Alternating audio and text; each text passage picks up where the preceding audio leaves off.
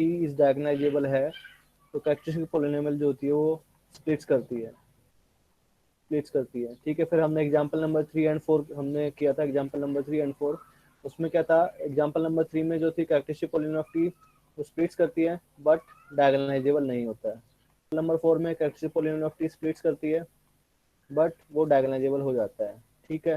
तो अब जो है, अब कंडीशन है कि टी एक लीनियर ऑपरेटर है सच दैट कैरेक्टरिस्टिक पॉलिनोमियल जो स्प्लिट्स करती है। तो अब हमें ये देखना है कि डायगोनाइजेबल कब होगा। तो जो मैंने बताया था कि डायगोनाइजेबल कब होगा उसके लिए हमें चेक करना पड़ेगा एग्जांपल नंबर 3 एंड 4 से कि अर्थमेटिक मल्टीप्लिसिटी और जियोमेट्रिक मल्टीप्लिसिटी दोनों के दोनों आपस में इक्वल हो जाती है, ये हमें शो करना है होता है। तो क्या कोई कंडीशन है हमारे पास कि characteristic polynomial of T splits करती है, देन टी डायगोनाइजेबल हो जाए, टी इज डायगोनलाइजेबल। तो क्या कहती है कि टी जो है आपके पास एक लीनियर ऑपरेटर है finite dimensional vector space V such that the characteristic polynomial of T splits and lambda 1 lambda 2 up to lambda K these are the distinct eigenvalues, ठीक है। Then the T is diagonalizable if and only if, T जो होता है आपका diagonalizable होता है if and only if the arithmetic multiplicity of lambda is equal to the geometric multiplicity of lambda for every आई, ठीक है। सेकंड पार्ट है कि टी डायगोनाइजेबल होगा और टी डायगोनाइजेबल है और बीटा ही आपके पास ऑर्डर्ड बेसिस है ई लैम्डा के लिए, ई लैम्डा 1 के लिए, ई लैम्डा 2 के लिए, ई लैम्डा के इनके लिए हम आइगन स्पेस हम निकालते हैं तो उसके हम बेसिस ले लेते हैं बीटा 1 बीटा 2, बीटा 1 बेसिस है इसके लिए आइगन स्पेस ई लैम्डा 1 के लिए, सिमिलरली बीटा 2 इनके लिए अप टू बीटा के। तो दीज आर द बेसिस, उनको अब मैं कंबाइन करता हूँ, उनका यूनियन अगर मैं लेता हूँ तो that will be the basis for the vector space V जो कि कंसिस्ट करेगी आपके आइगन वेक्टर को। तो ये अगर बेसिस मिल गई तो डायगोनाइजेबल हो ही जाता है। तो आपका जो फर्स्ट पार्ट है ये हम करते हैं। फर्स्ट पार्ट में क्या करेंगे तो प्रूफ मैं अज्यूम कर लेता हूँ कि टी जो है आपका डायगोनाइजेबल है, टी इज डायगोनाइजेबल, ठीक है। And let beta be the basis for the vector space V, beta मैंने क्या कंसिडर कर लिया, ये आपके पास बेसिस है, बीटा इज अ बेसिस क्योंकि फाइनाइट डायमेंशनल वेक्टर स्पेस है तो इसके पास बेसिस होगी, वो मैं अज्यूम कर लेता हूँ beta, beta is a basis for the vector space V consisting of eigen vector. क्योंकि टी डायगोनाइजेबल है तो हमारे पास थ्योरम सबसे सेक्शन 5.1 में था कि T is diagonalizable if and only if there is a basis consisting of eigen vector. So T is diagonalizable है तो मेरे पास एक बेसिस मिलेगी जिसके पास आइगन वेक्टर होंगे, एन डायमेंशनल वेक्टर स्पेस है तो इसमें एन एलिमेंट होंगे। So T is diagonalizable, therefore we can get a basis beta for the vector space V consisting of eigenvectors, of linear operator T। तो अब मैं क्या consider करता हूँ, बीटा आई में डिफाइन कर देता हूँ, beta I is defined as beta, यानी कि जो ऑर्डर्ड बेसिस है आपके पास, this is ordered basis for vector space V, उसका इंटरसेक्शन मैं कंसिडर करता हूँ आइगन स्पेस हम निकालेंगे ई लैम्डा आई की। ये आपको गिवन है और गिवन है कि lambda 1 lambda 2 up to lambda K these are the distinct eigenvalues. तो इनके कॉरस्पॉन्डिंग हम ई लैम्डा 1 आइगन स्पेस हम निकाल सकते हैं, E lambda 2 up to E lambda K. तो ये हम क्या करेंगे, इनका आइगन स्पेस निकालेंगे लैम्डा 1 के corresponding, lambda 2 up to lambda K. तो ये निकाल लेंगे, इसके बाद निकालने के बाद हम क्या करेंगे, इसका इंटरसेक्शन हम लेंगे बीटा के साथ, बेसिस के साथ, तो उसको हम देंगे बीटा 1 नाम, ठीक है। आइगन स्पेस ई लैम्डा 2 उसका इंटरसेक्शन लेंगे बेसिस के साथ, उसका नाम दे देंगे बीटा 2। सिमिलरली ये आपका जनरल हमने डिफाइन कर दिया है, बीटा मतलब बेसिस थी वेक्टर स्पेस वी की, उसका इंटरसेक्शन हम निकालेंगे आइगन स्पेस के साथ। तो आइगन स्पेस लैम्डा आई के कॉरस्पॉन्डिंग वो आपका बीटा आई होगा। सो दैट विल बीटा 1 में वे सारे आइगन वेक्टर होंगे जो लैम्डा 1 के कॉरस्पॉन्डिंग है, बीटा 2 में वे सारे आइगन वेक्टर होंगे जो लैम्डा 2 के कॉरस्पॉन्डिंग है। Similarly so this consist of the set of vectors in beta that consist of the eigenvectors corresponding to the lambda I, ठीक है। अब एन आई में डिनोट कर लेता हूँ इसके अंदर कितने एलिमेंट है बीटा आई के अंदर, मैंने अज्यूम कर लिया N I denote the number of factors in the beta I. N I जो है आपका, मैं अज्यूम कर लेता हूँ कि जो नंबर ऑफ एलिमेंट्स है, number of elements in beta I वो आपका है एन आई, यानी बीटा 1 जो बेसिस है वो लैम्डा 1 के कॉरस्पॉन्डिंग है, तो लैम्डा 1 के कॉरस्पॉन्डिंग जो बेसिस जो सेट है आपके पास बीटा 1, ठीक है, उसके अंदर एलिमेंट है n1, मैंने अज्यूम कर लिया। लैम्डा 2 के कॉरस्पॉन्डिंग जो सेट आया आपके पास बीटा 2, उसके अंदर मैंने अज्यूम कर लिया n2 एलिमेंट है। लैम्डा के डिस्टिंक्ट एलिमेंट है, तो यहाँ पे जो बीटा के मैंने डिफाइन कर दिया सेट, इसके अंदर कितने एलिमेंट है, n के एलिमेंट है, ये मैंने अज्यूम कर लिया, ठीक है। उसके बाद क्या कहता है, देन एन आई जो होगा आपका पास लेस देन होगा डी आई। डी आई क्या है, मैंने यहाँ पे अज्यूम कर लेते हैं, डी आई जो है आपके पास डायमेंशन है of E lambda I, and मैं अज्यूम कर लेता हूँ कि जो अर्थमेटिक मल्टीप्लिसिटी है, अर्थमेटिक मल्टीप्लिसिटी ऑफ लैम्डा आई वो है आपके पास एम आई के इक्वल है, एंड जियोमेट्रिक मल्टीप्लिसिटी जो है आपके पास लैम्डा आई की वो है डी आई के इक्वल है। This is the number of linearly independent eigenvector, or you can say a dimension of E lambda I. E lambda I. Then Ni जो हुआ आपका लेस देन होगा di के for every I, because beta I जो है आपके पास linearly independent subset है of A subspace, because beta I के अंदर जो है वो लीनियरली इंडिपेंडेंट एलिमेंट है, और di जो है वो maximum number of linearly independent element है। तो Ni has to be less than equal to di for every I। Class में थ्योरम की थी कि जियोमेट्रिक मल्टीप्लिसिटी जो होती है लैम्डा आई की वो आपका ग्रेटर देन इक्वल टू 1 होती है और लेस देन इक्वल टू होती है arithmetic multiplicity of lambda I. ठीक है, you can say dimension of E lambda I is greater than equal to 1 and less than equal to होती है arithmetic multiplicity of lambda I. ठीक है, ये हमने लास्ट क्लास में थ्योरम की थी। तो इस थ्योरम से हमें क्या मिलेगा, ये कितना है dimension of E lambda I कितना है डी आई, और ये आपका कितना है M I. So D I is also less than equal to mi for every I। ये आपकी इक्वेशन 1 है, ये इक्वेशन 2 है। और सिंस mi जो है उनका समीशन जो होता है वो आपका कितना होता है n के इक्वल होता है। ठीक है, और समीशन ऑफ ni उसके बाद है, अगर ni का समीशन अगर मैं कंसिडर करता हूँ, ठीक है, क्योंकि ये इंटरसेक्शन है बीटा के साथ, बीटा के साथ क्योंकि बीटा 1 है, बीटा 1 में लैम्डा 1 के कॉरस्पॉन्डिंग है, लैम्डा 2 के कॉरस्पॉन्डिंग है। अगर इनका जो एलिमेंट है n1 n2 up to n जो भी है, अगर मैं इनका समीशन करूंगा तो मैक्सिमम कितने एलिमेंट आएंगे बीटा के, क्योंकि बीटा में इंटरसेक्शन है, दोनों के कॉमन है। तो जो एलिमेंट है उनका समीशन जो होगा एन आई का समीशन, और आई जो है आपका वेरी करेगा 1 2 3 अप टू के, क्योंकि डिस्टिंक्ट आइगन वैल्यूज है 1 2 3 अप टू के। जो एलिमेंट है इसके अंदर बीटा आई के अंदर, यानी कि summation of N I, I की वैल्यू 1 2 3 अप टू के, दैट विल बी मैक्सिमम कितने हो सकते हैं एन हो सकते हैं, क्योंकि बीटा जो है बेसिस है dimension of vector space V की, और उसका डायमेंशन मैंने अज्यूम किया एन। ठीक है, तो summation of N I, I की वैल्यू 1 से लेके K, that will be N. Similarly अब हम मैंने बताया था कि जो है अर्थमेटिक मल्टीप्लिसिटी है इनका समीशन जो होता है वो भी आपका कितना होता है डिग्री ऑफ द पोलिनोमियल के इक्वल होता है। अगर क्योंकि एन डायमेंशनल वेक्टर स्पेस है तो मेरे पास जो कैरेक्टरिस्टिक पोलिनोमियल आएगी वो भी एन डिग्री की होगी। ठीक है, ये मैंने बताया था लास्ट क्लास में कि अगर मेरे पास ए जो है मैट्रिक्स एन क्रॉस एन की मैट्रिक्स है, कैरेक्टरिस्टिक पोलिनोमियल अगर मैं डिफाइन करता हूँ तो determinant of A minus T identity ये आपके पास मिलेगी एन डिग्री की पोलिनोमियल। एन डिग्री की पोलिनोमियल इसको अगर मैं लिखता हूँ टी माइनस अल्फा 1 की power m1 lambda 1 T minus lambda 2 की power m2 up to T minus lambda K की पावर mk। ठीक है, then the summation of mi जो होता है वो आपका होता है degree of the polynomial, N degree के इक्वल हो जाता है फॉर एवरी आई। नाउ इसका सबमिशन हम लेते हैं ni का, i की वैल्यू 1 से लेके K, taking summation on both sides, summation of di i की वैल्यू 1 से लेके K, that will be less than equal to summation of mi i की वैल्यू 1 से लेके के। ये जो सबमिशन है आपका एंड क्योंकि ये आपका मल्टीप्लिसिटी है तो इनका सबमिशन जो होता है डिस्टिंक्ट आइगन वैल्यूज के वो डिग्री ऑफ द पॉलिनोमियल की इक्वल होती है, n dimension of vector space तो एन के इक्वल आता है, और ये भी आपका एन ही आएगा, इनसे लेके के वो भी आपका एन के इक्वल होगा। कंसिडर करता हूँ क्योंकि हमारे पास था D I is less than equal to M I था, तो M I minus D I वो आपका ग्रेटर देन इक्वल टू 0 होगा for every I. Function of M I minus D I, I की वैल्यू 1 से लेके के तक, ये आपका 0 हो जाएगा क्योंकि ये भी एन के इक्वल है, ये भी एन के इक्वल है, तो इसका जो सबमिशन होगा वो भी एन के इक्वल होता है। तो summation of this that will be 0 for every आई।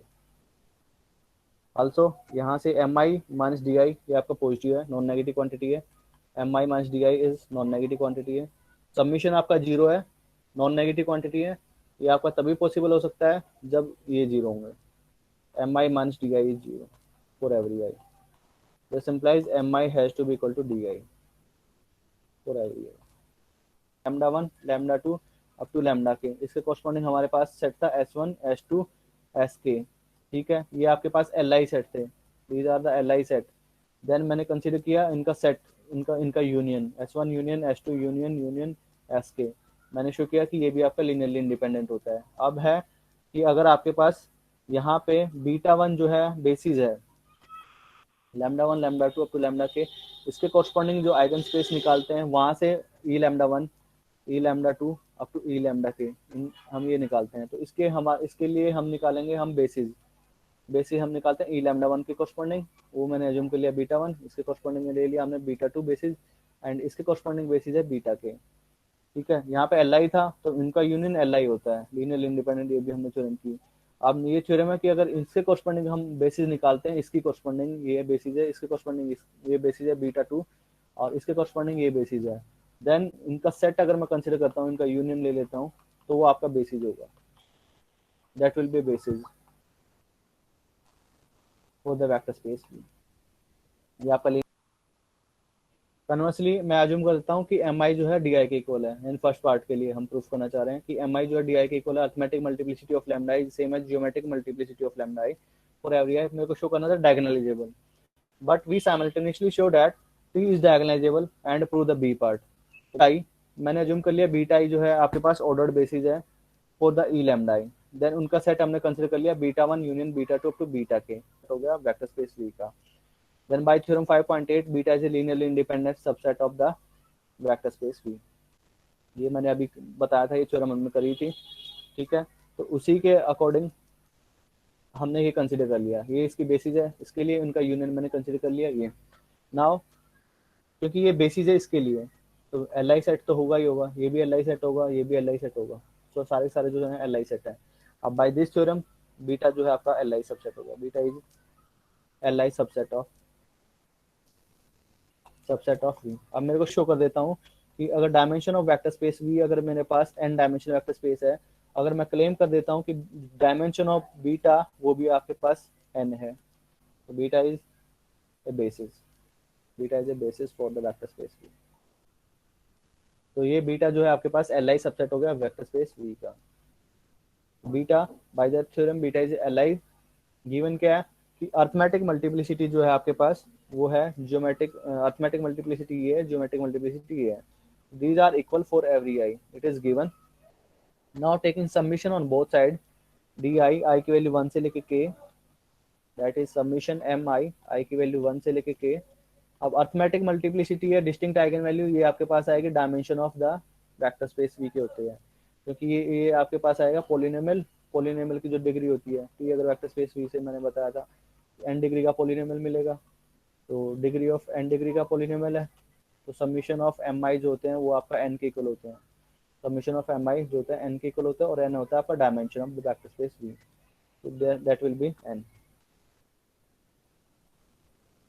तो this implies summation of D I की वैल्यू 1 से लेके k तक, वो आपके पास कितना है, n है। इसका मतलब क्या है कि डी आई क्या है, डायमेंशन थे, डी वन जो है डायमेंशन है लैम्डा वन के corresponding, lambda one lambda two up to lambda k, d i जो है वो आपके पास, डी वन जो है वो आपके पास है dimension of E lambda one, E lambda one. Similarly ये आपके पास डी के जो है डायमेंशन ऑफ ई लैम्डा के, और ये क्या देते हैं, number of linearly independent eigen vector, ये है कॉरस्पॉन्डिंग टू लैम्डा वन, ये आपका कॉरस्पॉन्डिंग लैम्डा के। तो लैम्डा वन के कॉरस्पॉन्डिंग मेरे पास D one linearly independent element है, इसके कॉरस्पॉन्डिंग कितने एलिमेंट है, लैम्डा लैम्डा के कॉरस्पॉन्डिंग मेरे पास है डी के एलिमेंट, तो उन सारों का सबमिशन कितना है, एन के इक्वल है, बिकॉज ये गिवन है मेरे को। Number of linearly independent eigen vectors, number of linearly independent eigen vectors जो हैं वो कितने हो गए, एन के इक्वल हैं, जो कि dimension of the vector space v के इक्वल है। मतलब ये जो एलिमेंट है बीटा वन के अंदर जो होंगे एलिमेंट होंगे वो डी वन होंगे, d two up to d k, सारों का सबमिशन एन के इक्वल हो गया। दिस इम्प्लाइज जो बीटा है वो आपके पास डायमेंशन जो होगा वो बीटा का वो आपके पास होगा एन। ठीक है, तो दोनों का डायमेंशन एन हो गया, और ये आपका एल आई सेट है, डायमेंशन इसके डायमेंशन के इक्वल है, तो दिस इम्प्लाइज बीटा जो है आपके पास बेसिस है, beta is a basis for the vector space v. तो डायगोनलाइजेबिलिटी चेक करने के लिए आपको क्या करना है, कोई भी या तो लीनियर ऑपरेटर गिवन होगा या उसके कॉरस्पॉन्डिंग मैट्रिक्स गिवन होगी। और मेरे को चेक करना है कि वो डायगोनलाइजेबल है या नहीं है। तो डायगोनलाइजेबल है या नहीं है, तो सबसे पहले आपका काम है कि आइगन वैल्यू फाइंड आउट करना। कैरेक्टरिस्टिक पॉलिनोमियल ऑफ टी निकालेंगे या ए निकालेंगे, वहां से आप उसको जीरो के इक्वल पुट करेंगे, आइगन वैल्यू निकालेंगे lambda one lambda two up to lambda k. ठीक है। अब सेकंड काम है अर्थमेटिक मल्टीप्लिसिटी चेक करना। Arithmetic multiplicity of lambda I is equal to geometric multiplicity of lambda I for every i. Multiplicity arithmetic multiplicity जो है यहाँ से मिलेगी कैरेक्टरिस्टिक पॉलिनोमियल से। ठीक है। और ये आपका मिलेगा कहाँ से, ये मैंने बताया था कि geometric multiplicity of lambda is an minus rank of A minus lambda identity. तो वो आप इस फॉर्मूले से निकालेंगे। ए जो मैट्रिक्स गिवन है आपके पास 3 1 0 0 3 0 0 0 4। ठीक है। अब मेरे को चेक करना है कि ये डायगोनलाइजेबल है या नहीं है।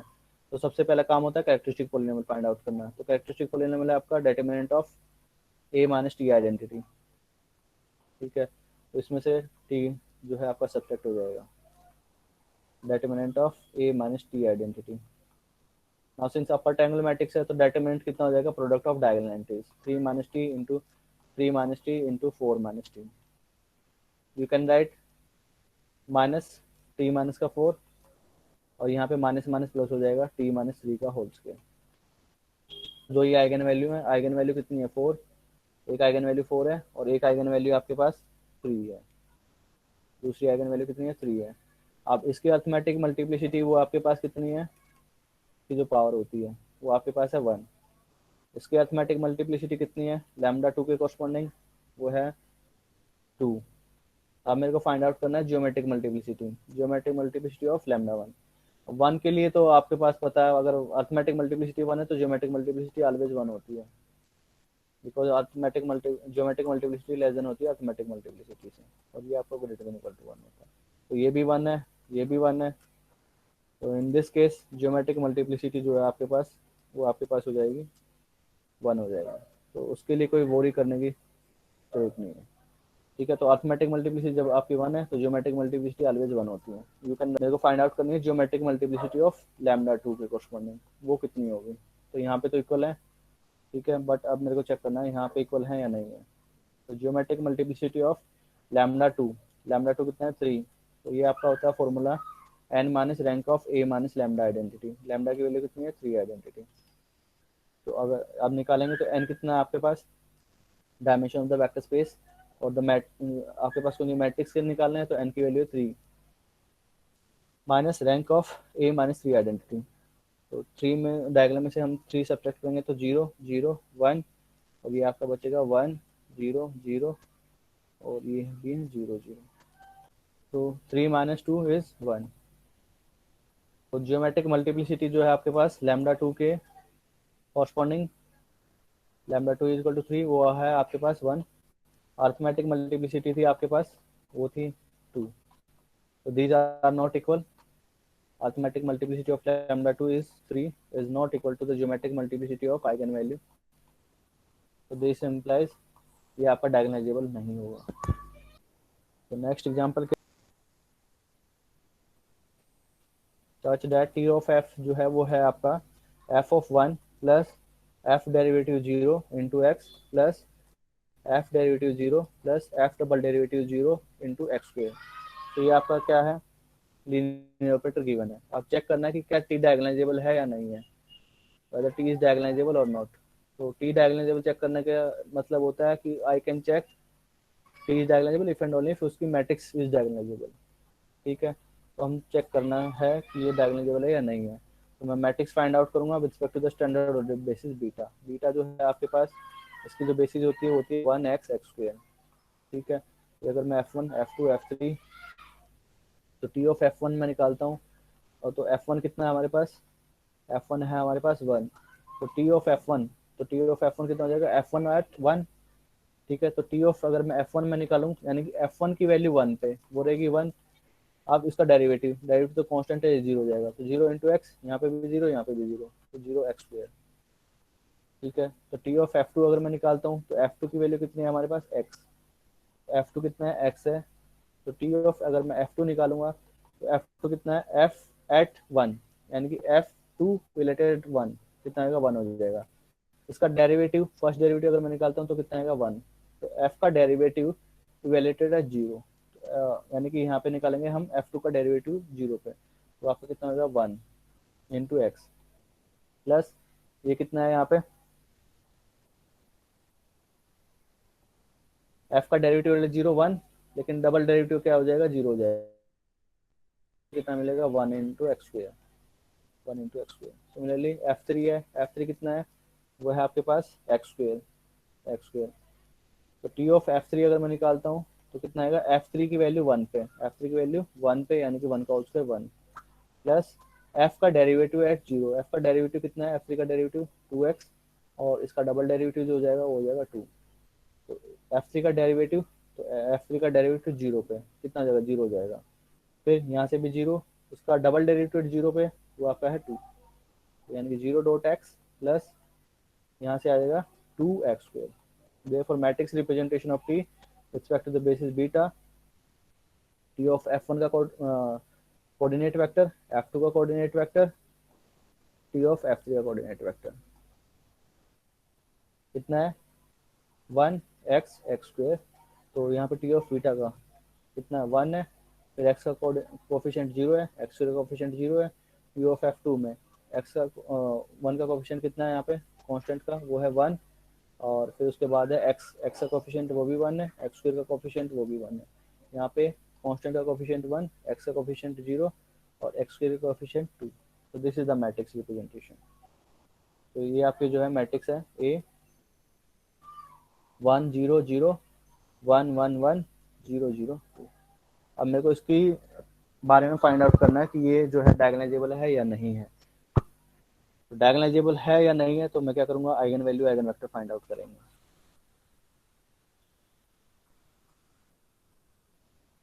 अब ए मैट्रिक्स है ये, तो कैरेक्टरिस्टिक पोलिनोमियल अगर मैं निकालता हूँ तो आपके पास आएगा determinant of A minus T identity, तो this is same as the determinant of 1 minus T 1 minus T 2 minus T, ये आपके रहेंगे 1 0 0 0 0 1।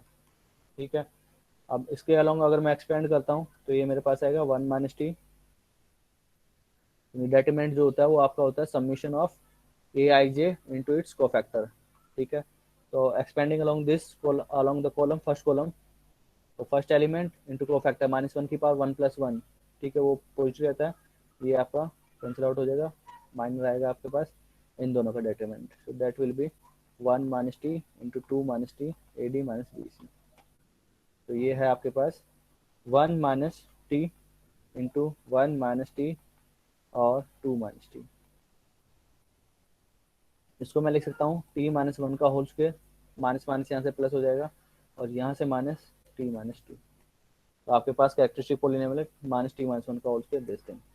अब आइगन वैल्यू जो निकलेंगी वो आपके पास आइगन वैल्यू कितनी है 1 है और 2 है। तो फर्स्ट आइगन वैल्यू है 1, सेकेंड आइगन वैल्यू आपके पास 2।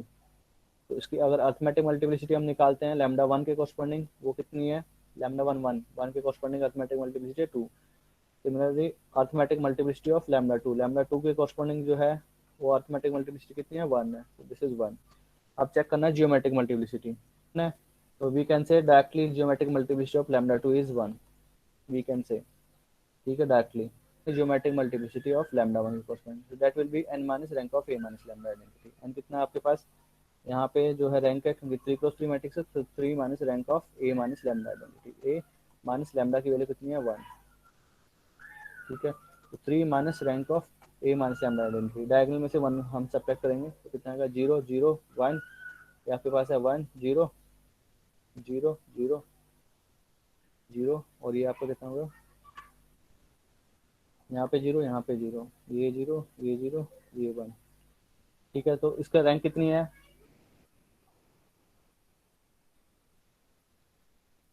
रैंक कितनी हो गई रैंक ऑफ दिस मैट्रिक्स, दोनों सेम है 1 1, तो इसकी रैंक होगी 1, तो 3 माइनस का 1 इज 2। ठीक है, तो arithmetic multiplicity and geometric multiplicity दोनों के दोनों जो है वो इक्वल है।